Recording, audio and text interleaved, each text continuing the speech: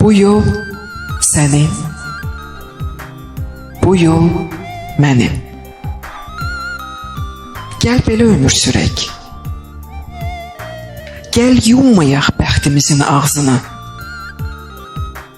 Ömrümüzün də sözünü kəsməyək danışdığı yerdə.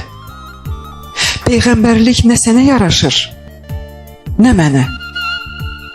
İstəsək də əlimizdən gəlməz bu Allahsız dünyada.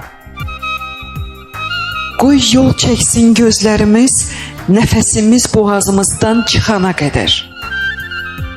Qoy min yerə yosunlar doğulub dünyaya gəlməyimizi, ancaq hələ ki qapımızın ağzında yəhərlənməyib bizi o dünyaya aparacaq atlar.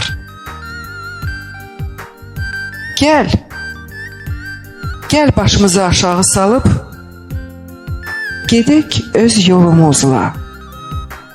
Bu yol sənin, bu yol mənim. Yolumu kəsəndə buludlar, dalımca ağlama. Onsuz da buludlar ağlayır da.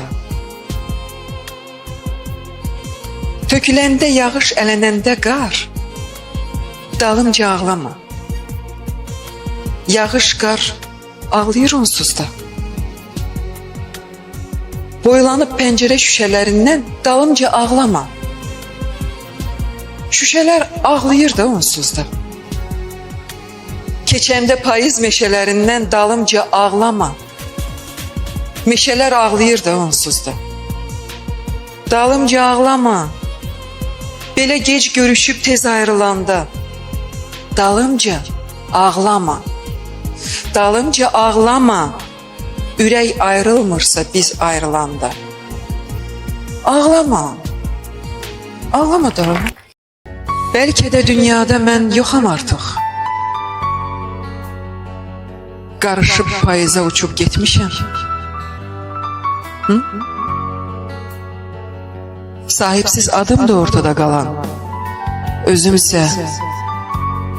Özümsə xəlvətcə köçüb getmişəm.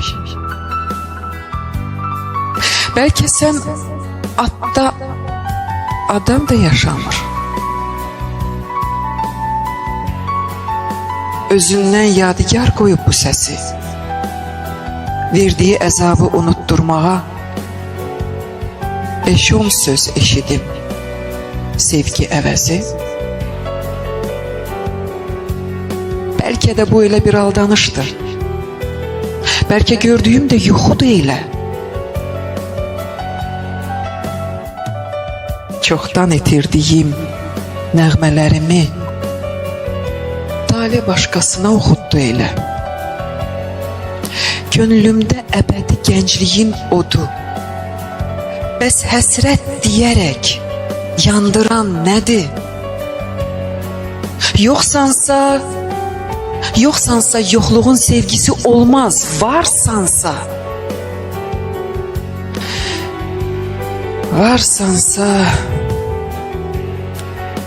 bəs yolu bağlayan nədir?